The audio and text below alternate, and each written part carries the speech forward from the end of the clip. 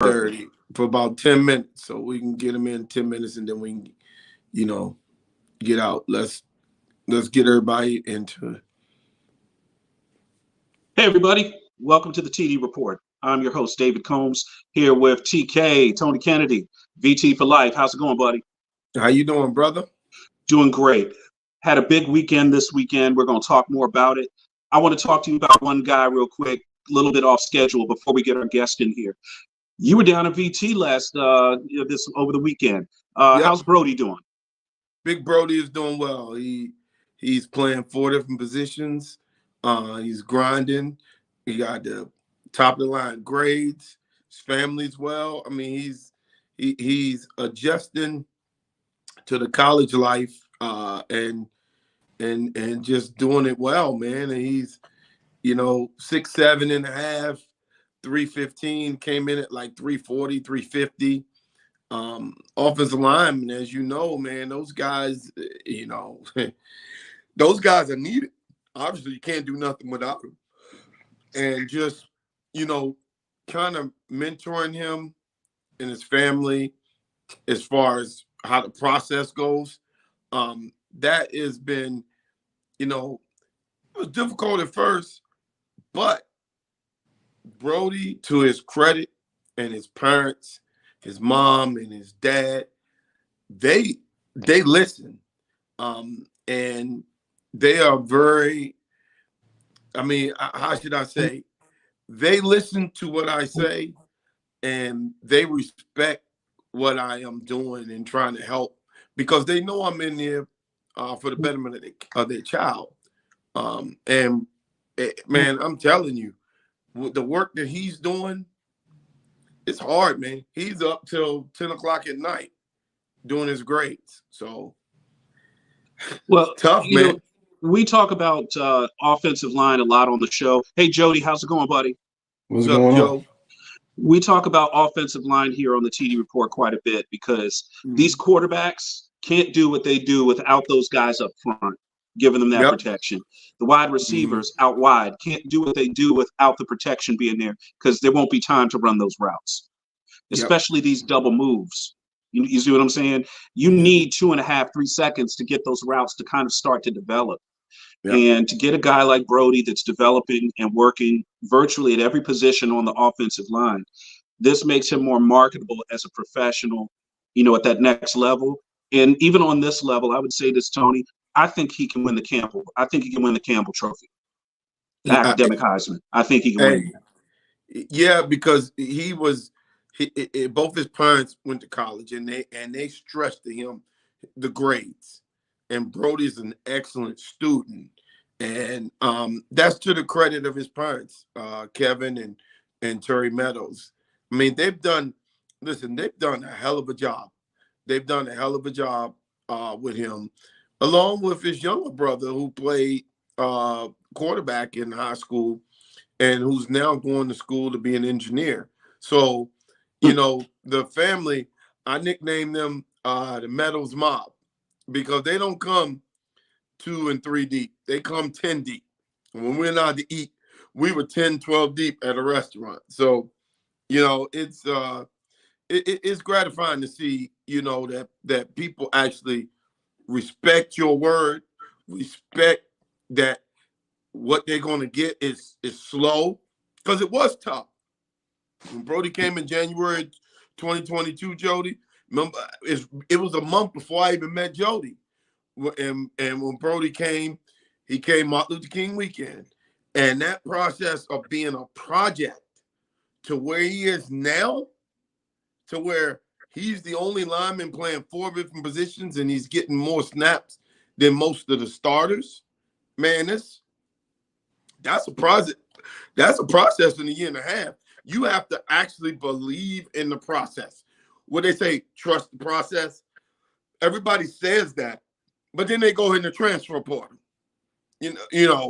Brody and them are a living testament of that, of trusting the process, not talking about leaving, but just talking about grinding. There's been times where, basically crying on the phone, where it's hard, but people don't see that. They don't see that part. They see all the other great stuff. And that's why I said I'm so proud of them. I am proud of them because they, as parents, they need help. They're not afraid to open their mouth and ask for help. And I don't have any kids, but I know how to treat kids and get them through this process. So I thank them for allowing me to help them with this process. Hey, Jody, you played at the next level as far as going from high school and playing college sports. Yeah. Talk about how hard it is just to be able to get on the court, get on the field, compared to what you were doing in high school. Because I don't think a lot of our fans really understand that. Listen, it's tremendous because where I'm from, Dayton, Ohio, I thought I was the man on the court. You know what I'm saying? And scoring was easy because you never seen guys really over 6'6", 6'7". I set foot on Northern Kentucky's University, and I seen a 7-footer, and I couldn't get a shot off. I couldn't get a shot off. I did play against 1 or 2 7-footers in high school, but this is an active skill high school. I mean, a skill 7-footer. Because one guy in high school, he was an exchange student from Russia, so he didn't really know the game. He was just tall. But we go there, and this guy has a little bit of skill because during those days in 96, 97, when I went, the big men ran rim to rim. They didn't play around the perimeter, so they guarded the basket. So it was extremely tough to get a shot off going into the paint. And then those guards, I'm only 6 foot. I got guards 6'3", 6'2", with long wingspans, and it was very difficult for me to get shots off. And if you don't work hard, man, you can't. I'm not Allen Iverson. Iverson was an anomaly at 5'11", and at the 2-guard position, I was a 2-guard that was about 6 foot. And when those guards come in 6'2", 6'3", 6'4", not only could they guard me with ease, I couldn't guard them at all. They would just post me. So yeah, it's a huge jump. And that was Division II back then. That was Division II. That wasn't Division I. That was Division II. So just imagine what was going on at Duke, North Carolina, Kansas during those days. Yeah, we always see, again, I didn't play at that level. The level that I watched in high school, I'm watching guys at DeMatha, Gonzaga, St. John's. And then these guys are they're grinding their way out in college. But when I was in college, when I got to UVA, I was working on press row. So I got to see the speed of the game and see how big and fast these dudes are compared to what I'm used to seeing in high school. And I'm saying to myself, how do these guys even get on the field? It's really, really tough, man. And then, of course, with football, bro, you can get hurt. People are like, oh, it's just a sprained ankle. I'm like, dude, somebody like 260 pounds landed on that thing. You ain't supposed to walk.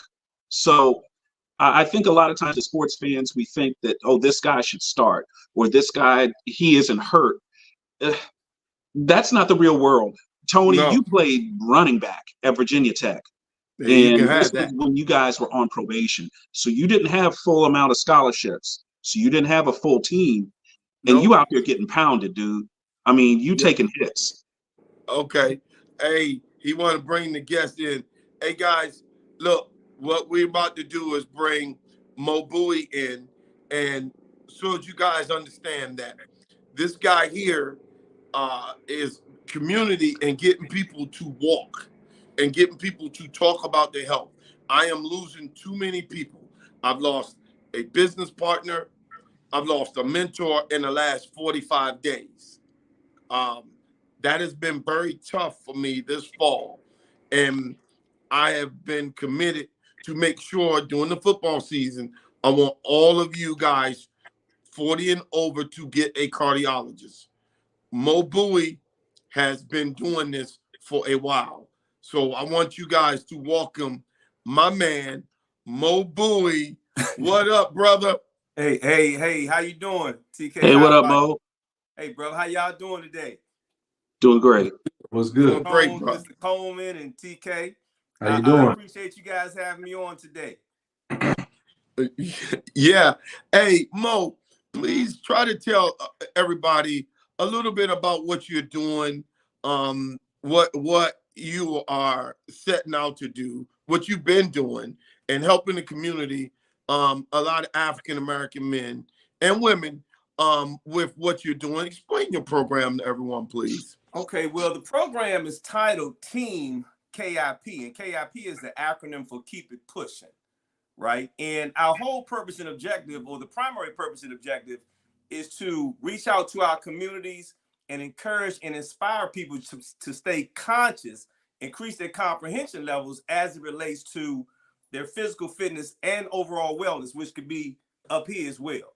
You know what I mean? So the whole thing, Tony, it was created. I created it back in 21, and it was conceived, I guess, as a result of the 19 of COVID, because of the isolation of COVID and people not getting out and doing things. I was one of those because at the time when my mother was living, she resided with me, and I couldn't go to the gym for about maybe 14 or 15 months because I couldn't afford to bring that home, right? Yes. So when I was able to go back into that gym, now I'm an avid gym goer, so my participation rate or activity rate is normally about 80%. So if it's 31 days in a month, I want to get to the gym 24 or 25 of them, or do something, whether it's outside, in the gym, whatever it is, whatever we got to do to get it done, right? At home, in my humble home, whatever we got to do. So when I walked in that gym, gentlemen, when I tell you the love and the energy that I got, you know, that I'm at this time in 91, I'm 56 years old. I got kids in their 20s and 30s. They call me Uncle Mo, right? I got a couple of older folks in there call me young buck, nephew. And when I'm telling you, man, I was lit. I'm 5'8", but when I came in that gym, I was Mr. Coleman's height. Would you say Mr. Coleman's 6 foot? So I was his height. So I just thought that everybody needed to get this. If everybody could have a family, like I don't believe in followers, I believe in family, right? Okay. If we could spread that word, Tony, if we could spread that word and encourage and uplift people, you know, just inspire them to want to stay healthy. I mean, the reality is this. Outside of maybe your spirituality, depending upon what kind of individual you are, right? What's more important than your health? Nothing. It's Nothing. It's not trying to get that bag, because you can have the money if you're not healthy enough to utilize it or to spend it or enjoy it. What difference does it make? So we try to get people to just understand that, and the reality is, unfortunately, a lot of us have just let ourselves go. Really have. I mean, it's so many other things, whether it be, and I don't mean, you know, hey, look, I'm not advocating not to do anything, right? That's not what I'm doing. But I mean, whether it's drinking, cigars, hookahs, I mean, just everything else, and can't get them to allocate those type of funds to a trainer or a nutritionist, cardiologist, whatever they need to do to stay healthy. So I don't know if I was a little long-winded there, but that's the primary purpose and objective. We want to encourage and inspire people to increase their comprehension levels, consistency. And we're not talking about my organized sports day has been over 35 years ago. I'm 58 now, about 35 years ago. So we're not overly concerned with those who think they are the 4- and 5-star trainees. We trying to get people up off the sofa. We trying to get them out of Starbucks drinking that liquid crack every day. We trying to do whatever we can do. Now, don't get me wrong. We love to have every individual is paramount to the process, and we would love to have the 4- and 5-star trainees because they're fantastic examples. But they already doing it. You feel me? They're already doing it. We're trying to get some folks that are not doing it, get them. Hey, look, and I go hard on them, Tony. I tell them, man, get in the mirror business. Look at yourself. You know what I mean? I mean, on a superficial, I mean, even if you look good, feel good, you're gonna do good. And chances are, you know what? The byproduct of that is internally, we're gonna be good. You feel me? So that's where I am with that. Hey, Mo. Yes, sir. So this is David. Thanks for being on the show. We really appreciate it. I love what you're doing here. So how would our guests get involved with what you're doing? How do they interface with you? How do they reach you? Is this personal training, or is this kind of a group thing as far as getting everybody moving? How do you action this? David, you know what? First of all, let me say this. My daughter says, Dad, you're not a trainer, even though I probably have trainer knowledge. I'm not a nutritionist. She says, Daddy, you're a fitness inspirer. So the group, first of all, let me say this, Dave, we're not trying to separate anybody from their coins, not at Team KIP, right? We have a group page, it's Team KIP. It's on Facebook at this present moment. We're working to do a little bit more. I'm still a brand Nubian, Dave, when it comes to social media. I was never that guy. You know what I mean? So we bring trainers in. So we want to have our family members be able to plug into everyone, no charge. We want to have trainers, nutritionists, folks, therapists, you know, for the mental side, come in and talk to people about it.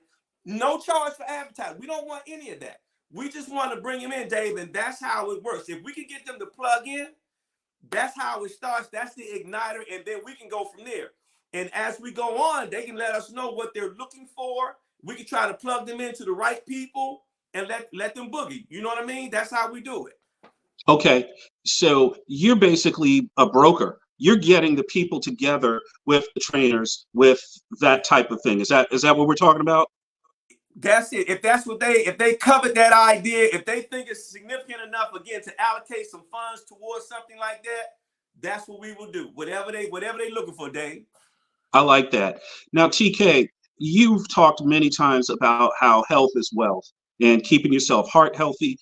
As Black men of certain age, we need to keep our hearts healthy. First and foremost, in addition to everything else, you got to look out for heart disease. You got to look out for osteoporosis. You got to look out for diabetes. These are the things that are important to our community and to keep our community strong. TK, you've done a great job of taking care of your body and making that change. How does that fit in with what Mo is talking about? Well, it fits in perfectly because my thing is, I met Mo on the phone through JB, and I went right to his Facebook page.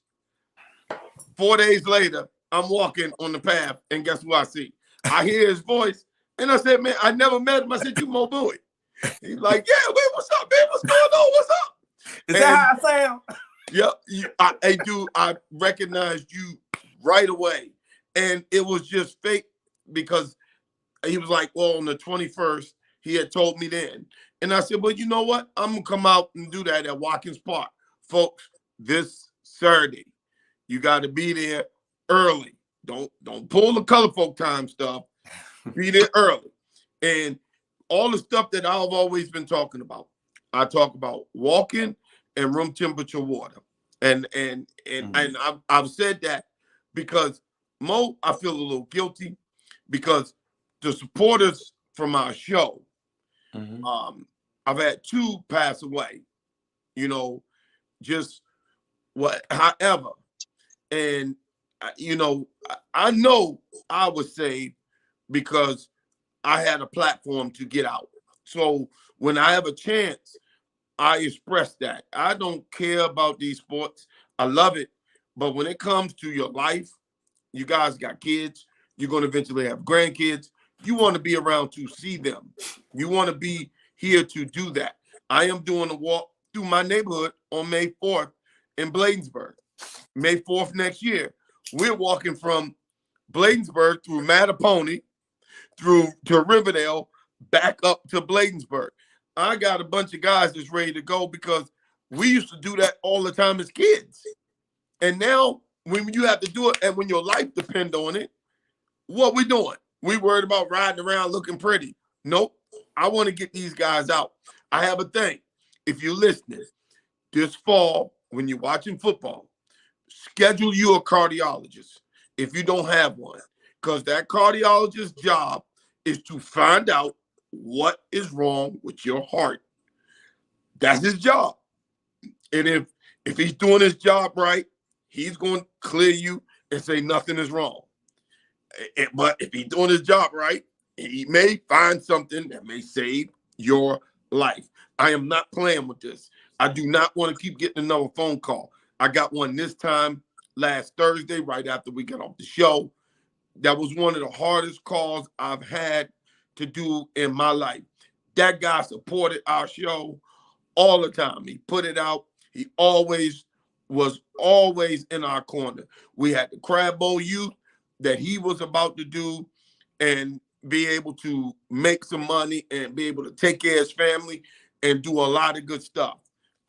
It was just so unfortunate, man, that happened to Big Wayne.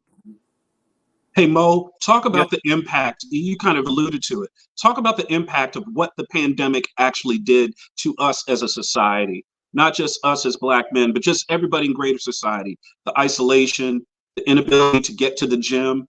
What happened to us? You know what, Dave? You just touched on it. You just referenced it, man. That isolation was something else. Me personally, man, I had to actually start utilizing a therapist because anxiety started kicking in. Man, you know what, Dave? My name Mo Bowie. Don't nothing bother me.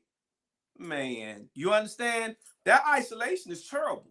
But the thing about it was, and one of the things I used to say all the time, Dave, was if we do the best we can to stay healthy. Now, that doesn't mean, all I can say is this. You will deal with whatever the disease is or whatever's coming down the pike at you you'll have a better chance of defeating it if you are in some form of shape. I mean, this is not rocket science. This is not calculus. This is algebra at best. You feel me? So the way that it affected, when you can't get to the gym, if you're used to not only the physical aspect of it, Dave, but just the mental side of it, being in the house, being stuck. A lot of folks, I would probably say, I don't know the statistics, but the majority of the people don't have probably the necessary things at home to really get a good workout. We can get some body work in. We might be able to do some isometric and things of that nature. But a lot of the equipment is not there as some people may have. I would believe that the majority of the people didn't. My stuff is very moderate. Myself at home, use a lot of bands, dumbbells. You know, I don't have the big treadmills. I don't really want that all in my place, and it's not a big place. But to your point, it affected people physically because I saw weight gain. You know what I'm saying? Some people was the opposite. They were losing weight, wasn't eating.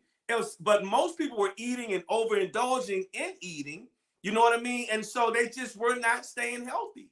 They were not getting out. But we cannot negate and delete the fact of how that affects us mentally, because the mental side, as you guys already know, is a co-common denominator to the importance of that whole health and overall wellness piece. Simple as that.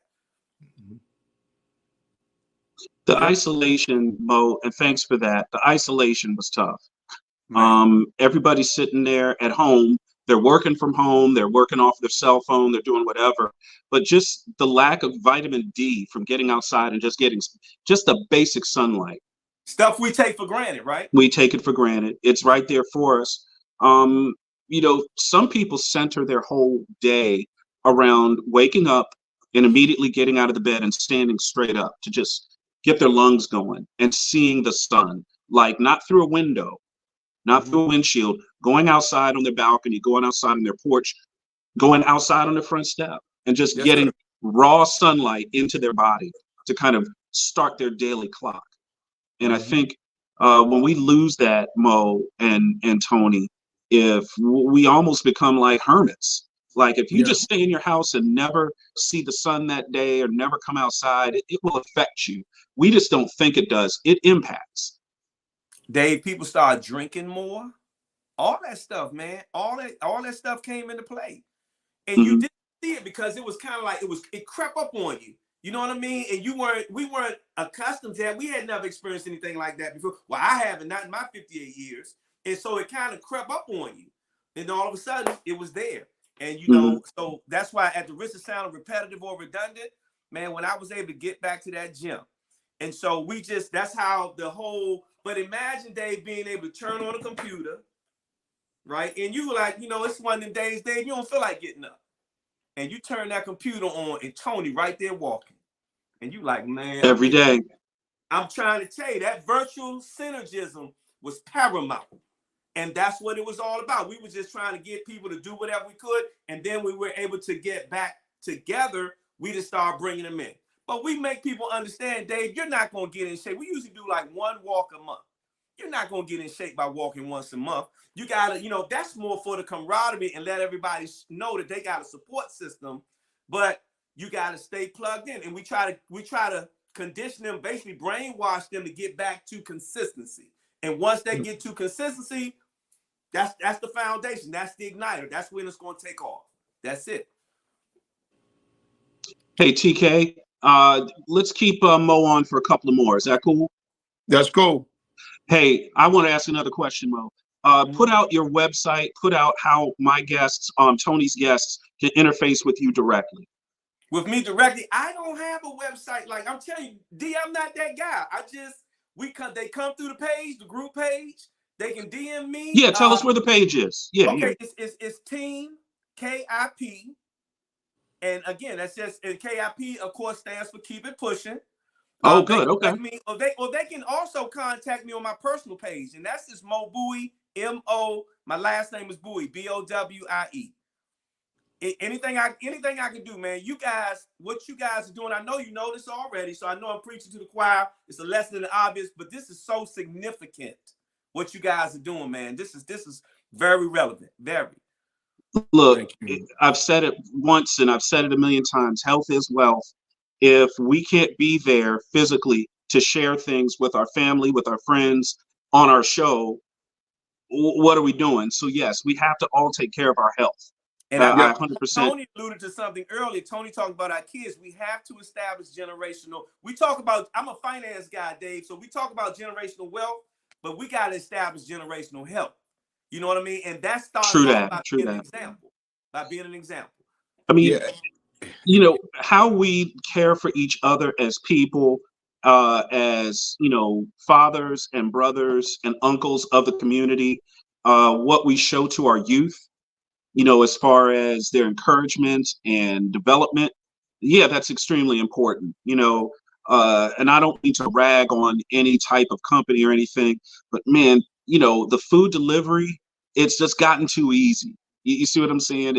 It's less of us cooking as family and friends taking care of each other, and it's hit this app and the food just arrives. I'm not going to say the names. I don't want to be accused of dissing. And look, I like eating pizza and, you know, having it delivered just like anybody else.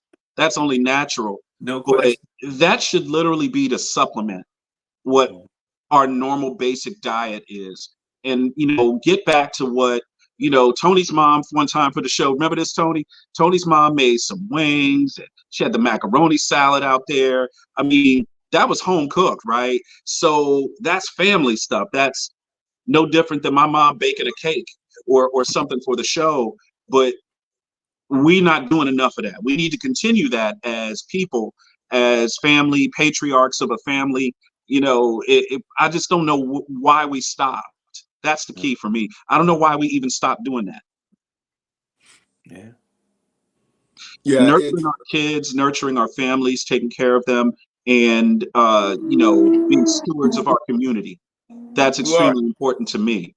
One of the last things before we let you go, Mo. Well, I want to get to African Americans. Our diets, okay. You know, when people talk about all the stuff from our diets were bad. But the reason why we lived then is because we all had manual labor jobs. So if with a manual labor job, I can eat that fried chicken and I can eat that stuff because you know what? I was working 10 hours the next day. And at work, I was working it off. So I can eat that stuff. We don't have those jobs no more. We done moved on up like George and Wheezy. And now, you know, you eating that crap if you want.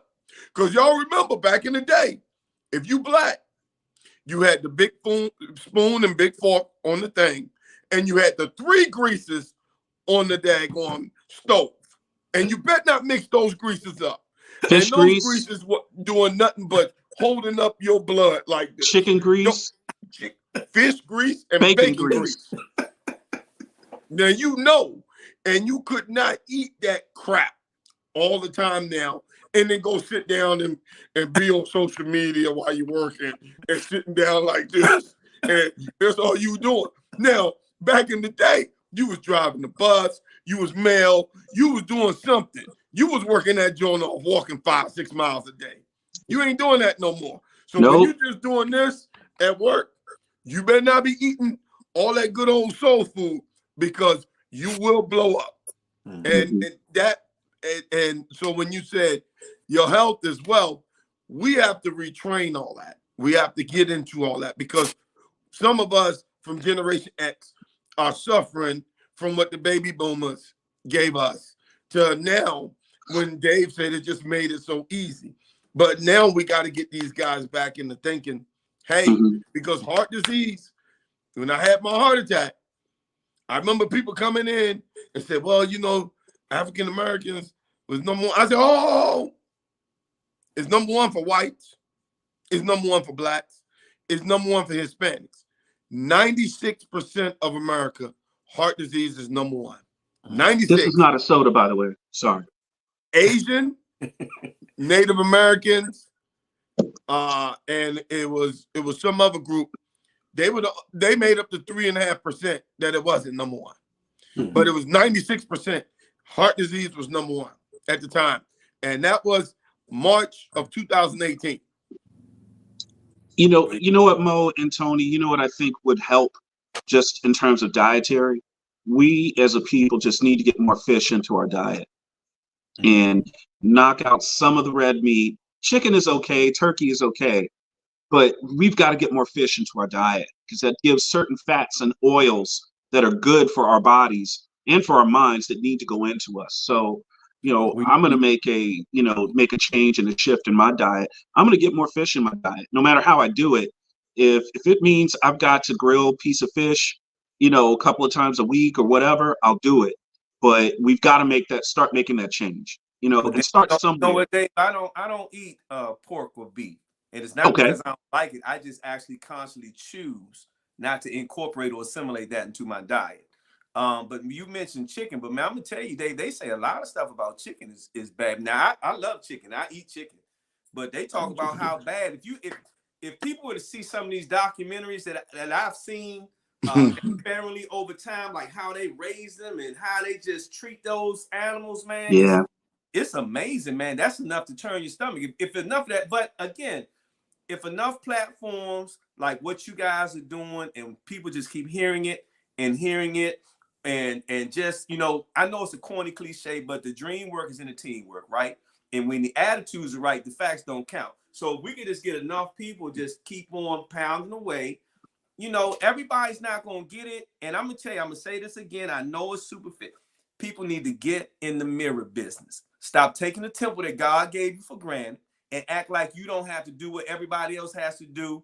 The diet, of course, goes right along. You can't outwork your diet, and that goes right along with you getting up. And there's no need to get up and get out there and spending money on trainers and all that, busting your rear end, and then you come home and just eat trash because it's not going to work. You know what I mean? Nobody says you got to eat like you're going on stage, like you're a bodybuilder or something like that. But you could do. People can do better, just like you said, Dave. Mo, thanks for being on the show, man. That was a very positive message. Thank Everybody, you, Mo. Look up Mo Bowie on Facebook. Get on his page. DM him. Get your body moving. Get your diet together, and let's all get better together. I really appreciate you being on the show, Mo. And by the way, Saturday, tell them Watkins Park, Saturday, 8 a.m. We walking, we taking pictures at 7:30. So if you're good looking, you think you're good looking, somebody told you good looking, come on out this 7:30, flick down with us, then come walk with us. I love y'all, man. Thank you. We'll definitely make sure we get that out on our page as well. Get with Tony so you can put do you have a flyer or brochure? Yeah, I'll put the flyer out. And we'll put it out on our channel. Thank you so much for being on, Mo. Thank you guys so much. God bless you. Appreciate you, buddy. Mo Bowie, boys and girls, here on the TD Report. I'm David Combs with Tony Kennedy. We're going to be talking a little sports in a second. Hit the like and subscribe button, and definitely add us on Spotify, if you please. Just got to put that out there. We don't have commercials. That's my commercial for tonight. Hey, TK, I got to give you some love, man. Your boys won this week. Won on Monday night. Big win for the Dallas Cowboys, handling. Listen, man. I'm not getting excited. They were poorly coached. They're still doing penalties. They're just a lot of penalties. It's just too many penalties. Look on the bright side. The defense was playing well. Listen, dog. In all honesty, and we're gonna keep it real. Not speaking as a fan. Dallas is probably the 6th best team in the NFC right now. That sounds about probably right. The 6th best team in the NFC right now.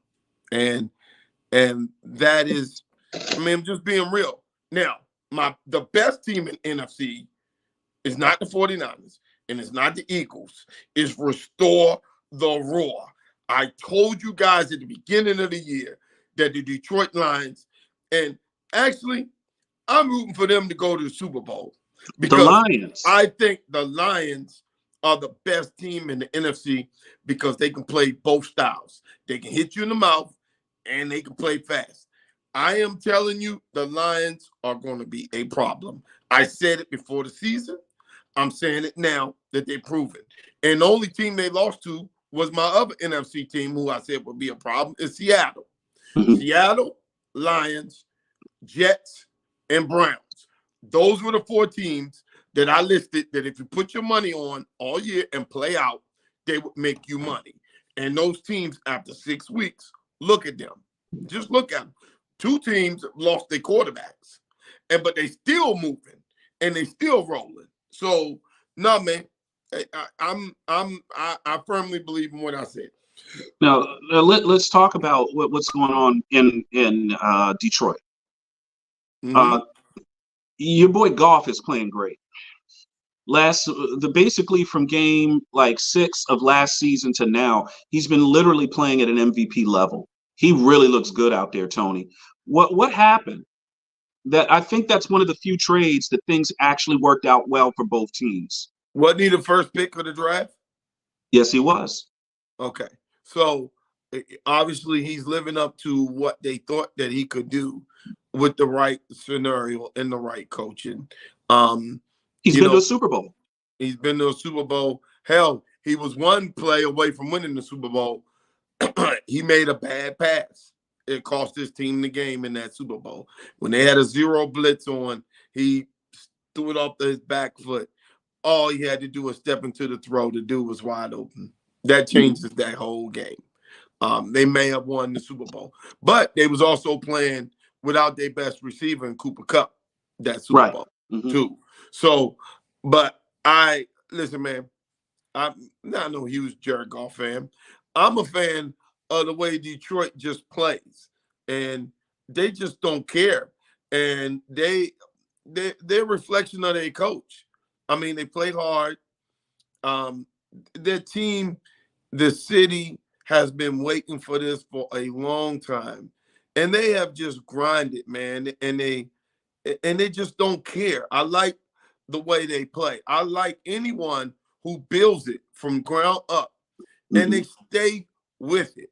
They're not front runners like most of the Cowboy fans are, and some of the other fans that just like a team or whatever. I mean, this is me talking to you, from just football perspective.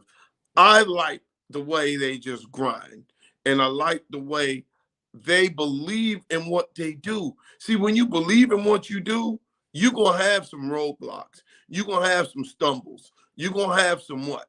And remember, when he first got there, they thought Dan Campbell was just going to be he was a holding thing for the next coach. And, he's tight. He's not going to do it. Boom, boom, boom. No, he put in a process and a system that he believed, and now his players believe. And it's good to see that, man. I mean, I was part of a program like that. So I'm very familiar with people coming in and doubting him. And looking at them getting their props. But they're not finished. They're not close to being finished. They are a problem in the NFC. And if you look at the rest of the schedule and the division they play in, because of what's happening in their division, man, they may get the number 1 seed. You think so? Yeah. They're in a weak division. You're right. They are in a weak division. They're in a weak division. And listen, man, if they get that number 1 seed, it's going to be really tough to go up there and play them in that place. It's going to be real tough, even though they lost to Seattle at home, but they was blowing Seattle out.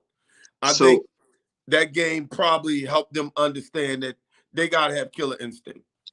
If they get the number 1 or the number 2 seed, especially if they get the 2 seed, Dallas is going to wind up being probably the second place team in the NFC East if they can't win it. That locks them into the 5th seed. that locks them into the 5th seed if they're better than the 6th and the 7th. More than likely, I think Dallas is going to be fighting Washington for the 6th, 7th seed. I think those two teams are going to be fighting each other because I really don't think Dallas is poorly coached. They don't do the fundamental stuff wrong. And they're not using Dak Prescott to where they need to use him, to where they need to be making him be a dual threat. They're just trying to make him a pocket passer. And that formula is not working. It's not scaring defenses. They did a good job. They did a good job on Monday getting the ball out to CeeDee Lamb and getting him involved. But like you said, it's with Dallas, it's always 6 in one hand, half a dozen in the other. Yeah, as good as their defense played, the offense didn't put up a lot of points. It's disappointing that they are poorly coached from, pre-snap penalties, the offsides. I mean, come on, man. I mean, that's coaching. And in order to beat the Philadelphias of the world, the San Franciscos of the world, and now the Detroits of the world, you got to have almost a perfect game, and that game is going to have to be on the road. You're not getting none of those guys at home. It's going to have to be on the road. And I just don't see them, the fan side of me, like, oh, yeah, man, they can do it, blah, blah, blah. But realistic side, they can't beat those guys. Even though they say the NFC is weaker than the AFC, they still cannot beat those guys because they're just missing something. And I can't put it. I mean, it is coaching on the offensive side of the ball. I think the defense is a little bit better, but then you can't get all those penalties. You just can't have blown assignments, and that's just me with them. Well, you alluded to the Washington Commanders potentially fighting Dallas, not only maybe for the last spot to get into the playoffs, but for a potential 6th or 7th seed in the NFC. They had a big win on Sunday. Washington did. They went into Atlanta. They handled Atlanta. They won 24-16. Was it the prettiest game in the world? No, probably not. But doesn't have to be. I don't care if you win by an inch or a mile.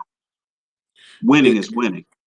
Here's the thing about Washington, and they kind of in a stuck position there. Dave, what do you do? Do you fire Rivera and put Bieniemy as a coach? Because I think after this season, if Bieniemy's showing what he can do with Howe, if you don't make him head coach, you're going to lose the guy who helped him develop Howe. And remember, I think the guy in the Chargers may be gone. And would that be a perfect position for your boy? You damn right it would be. He's from LA. He will come home and love to coach Justin Herbert. You got to think of Vegas. If they get one of the top quarterback picks, they're going to be looking at somebody like Bieniemy. Washington needs to make a move to keep Bieniemy because I think Bieniemy is the key to their offense. If they lose Bieniemy, then they might as well blow up everything else. They got to start all over. Yep. Because what do you have if they lose Bieniemy? Who is going to come? And see, everybody's not looking at that. Everybody's just looking at week to week. I always look ahead and trying to see what is coming down the pike. What are you going to do if you lose Bieniemy? Well, let's talk about what's coming down the pike. Let's look out to the Midwest and talk about another team in the center of the country. Let's talk about the Chicago Bears. Chicago Bears having a horrible season, 1-5 right now. Yep. Justin Fields is struggling. He's lost 15 out of his last 16 games, something like that. Terrible. Yep. The only team they've beaten in that span was Washington, who they destroyed. Now that he's had a couple of good games in a row, he has a terrible first half against the Minnesota Vikings, eventually getting injured and then giving way to, I think he's a rookie named Tyler Bagent, who came in to mop up the end of that game, and they lost. So that kid, Tyler Bagent, finds himself as now the starting quarterback in Chicago.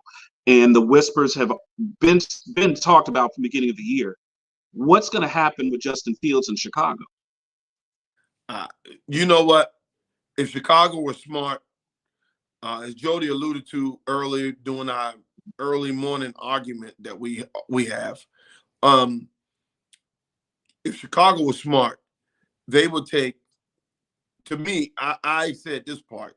If they have the first 2 picks, I would sell that first pick to get depth the way I need to, and then I will be all in with Fields.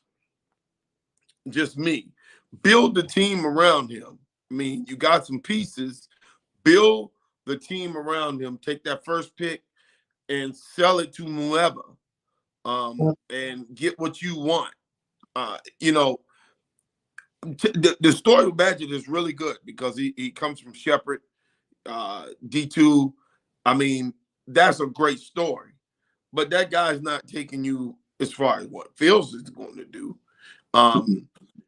It is a great story, and I'm happy. Shout out to Jason Ballou. Jason Ballou was one of the first people that just loved this guy. Jason Ballou is our lawyer at Kennedy Sports Group, and I've known him for over 35 years. And Jason was like always on this kid, and you know, shout out to him. I'm happy that this kid is getting his opportunity to play. Anytime a guy's getting an opportunity like this in the NFL, man. I mean, you know, who knows? Hell, he may play well and they may trade Fields. But I don't see that happening, seeing that they got Fields for 2 to 3 more years under a rookie deal. I think they've got to look at maybe if they have a team option on his 5th year. And I think this is year 3. This is year 3, but Fields was the first round, right? So yes, I think so. He has 4 years, right? And a team option for 5. And an option for 5. But they probably do they pick it up or not? I mean, that's one else. $23 million, Tony. Yeah. They're gonna probably pick it up. They might have to pick it up. Now they're not going to extend it. They're not going to extend, but they can hit him for $23 million and how to tread water. But you know, the thing with Chicago has always been this with me, Tony. They're always ass backwards. They never do the things that they're supposed to do. I will say this, and shout out to our boy Eddie Goldman. Ever since Eddie Goldman left, something ain't been right with that defense. That defense ain't tough no more, Tony. They solved. Yeah, well, they were tough a couple of Thursdays ago here in Washington. So, I don't know what happened in Washington. I just say take the whole tape, throw that away, baby. Yeah, they were big time tough here. So I can't, you know, just go what they showed to me against Washington, which means that they have the ability, they're capable of doing it. Will they do it? I mean, I don't know. I mean, that's also coaching too. Yeah. You know, it is. Speaking of Chicago, you said that Caleb Williams was trying to scare them away. With hearing that the word is that Caleb has put out and said that he wants to get ownership in a team, whatever team drafted him. I wanted to kind of clear that up for everybody. Let's talk about that. So for everybody to know, the collective bargaining agreement, you cannot own a team or any parts of a team that you play on. So everything that we speak of from this point on is all hypothetical. Okay? So it's all hypothetical. Where I get mad at is that people do know that you can't do that. But if you're thinking about asking that, I'm not mad at you for thinking like that. Because see, all you guys who are criticizing him about asking that, you are hypocrites. Because the first thing when a player loses all his money, you talk about how he's not good at money. Now you got a player who's looking to try to further better his future, and all I hear is this. You know what? I'm going to say this right now for most of you. Most of you are just government workers, 1st and 15th. You have no idea what it's like to actually open your mouth and try to get stuff done so your family can eat based upon what your value is. I am pissed off that got out, because that kind of makes him, it can hurt him. But on the other side, I am not going to dog anyone who is thinking that way, because thinking that way, whether you like it or not, it is against the rules. Thinking that way, that means that this guy is not going to be broke at 40 years old if he has that mentality. Because whether you know it or not, it is illegal. But these guys are billionaires. So how do we not know right now that Aaron Rodgers came to the Jets? How do we not know that his friends' friends are the ones who got a minority ownership, and 4 or 5 years later, Aaron Rodgers is buying into that minority ownership? How do we not know that didn't happen, and that's the reason why he came to the Jets? We don't know. But Tony, if it's a handshake deal, for Aaron Rodgers' boy to have his minority ownership, and then he's going to sell to Aaron Rodgers when Aaron Rodgers retires. I mean, listen, Pat Mahomes was just talking today about how he'd like to get into ownership when he's done playing. Well, listen, he's making $50 million a year. He plays 10 years. He's got $500 million, conceivably. He can basically get in as a part owner of a team. He won't be a full owner. He'll own like 30%, something like that. But then again, Tony, these teams getting real expensive. $6 billion. They're getting real expensive. But my point is, you don't know who knows who. And you don't know whose holding company or whose trust or whose whatever is tied already to Joe Blow. You don't know who knows who. And you just don't know what kind of deals are being cut. And the reason why, is that why he went to the Jets in 2023? It's now 2028. And all of a sudden you hear him pop up as an owner. Now, Brady went to the Raiders and got some ownership. What would have happened if Brady would have done that same thing in Tampa? Do you not think people would have been like, how did he get that little ownership? Or New England, how did he get that ownership? He doesn't know. If he owned a part of the Patriots, I would totally understand that, given what he means to the franchise. Oh, no. If he owned a part of the Patriots, then there needs to be some investigation on some back deals of why he stayed there and taking below market value while he was playing. Okay, see, I'm playing chess with this. See, all the people think they right. You can't own ownership. That's because you are idiots and you don't think that people don't know other people. When you're a billionaire, you don't play by the rules. If you think billionaires play by the rule, then you are stupid. And if you're criticizing this guy for thinking this way, then you are a hypocrite. And that's just me. So I can criticize his camp for putting that out, but also gonna get on the idiots out here who are criticizing him for thinking that way. If you're not thinking that way as a player, to me, then you really don't see the big picture.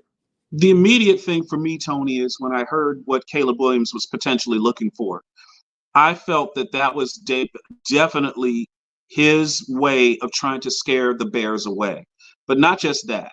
He's not just trying to scare the Bears away. He's trying to develop his own market for teams to trade up to get that number 1 pick to draft him. That's what he's doing. He's trying to influence the market in a way that us sports fans can see tangibly. We can see it with our eyes, but he's, like you said, working behind the scenes. To me, what's happening here is no different. It's no different than Eli Manning not wanting to get drafted by the Chargers. It's no different.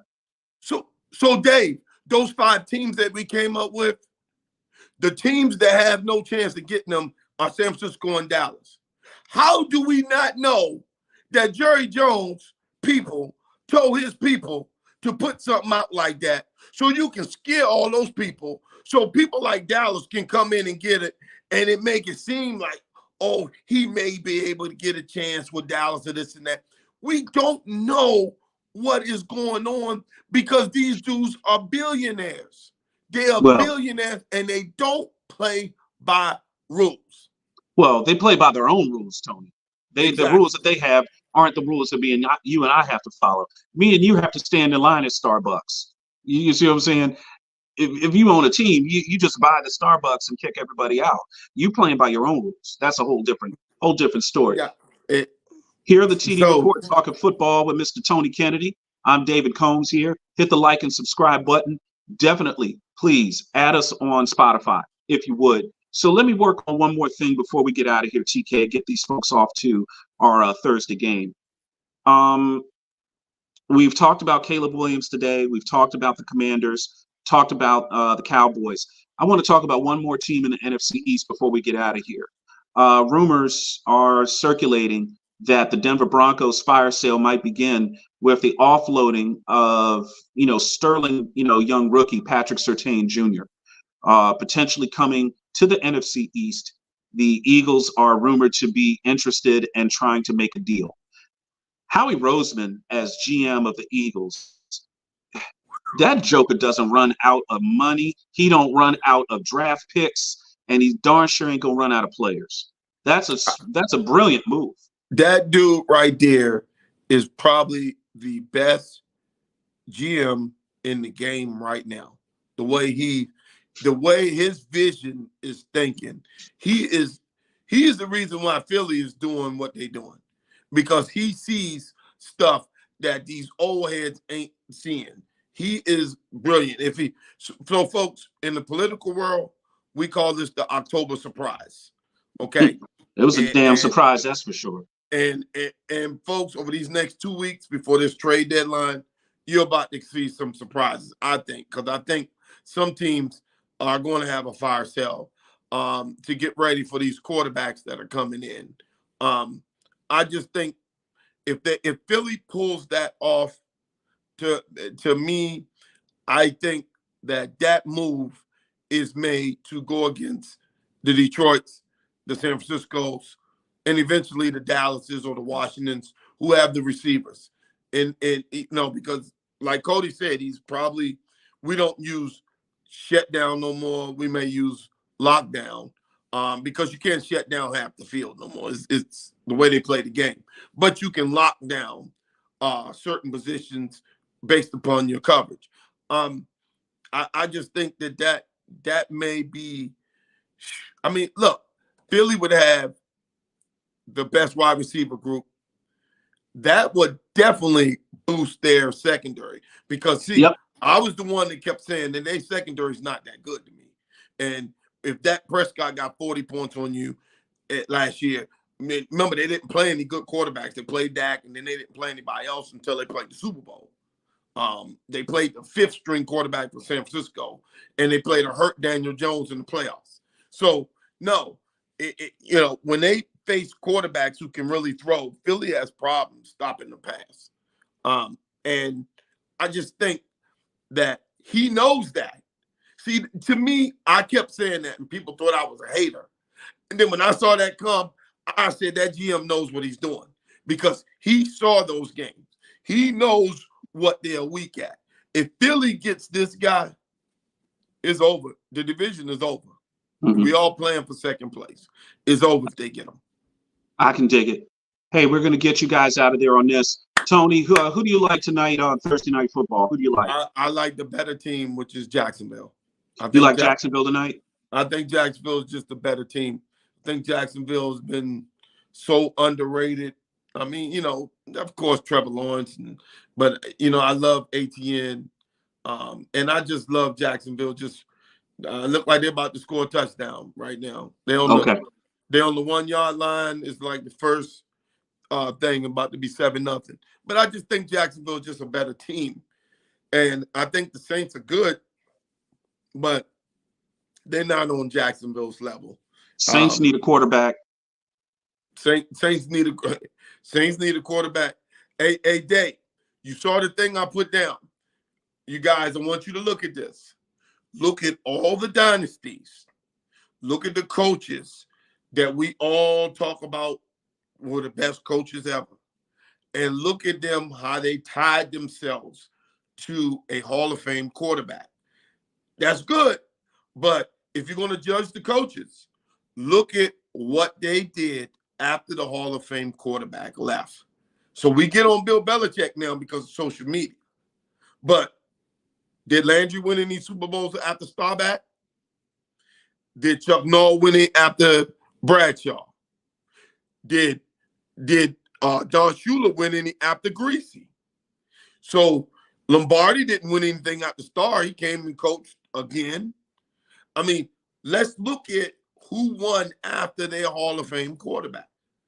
You know, when you have a Hall of Fame quarterback. Or you could be somebody like Joe Gibbs. Who won with 3. Are any of his quarterbacks in the Hall of Fame? None of them are Hall of Fame.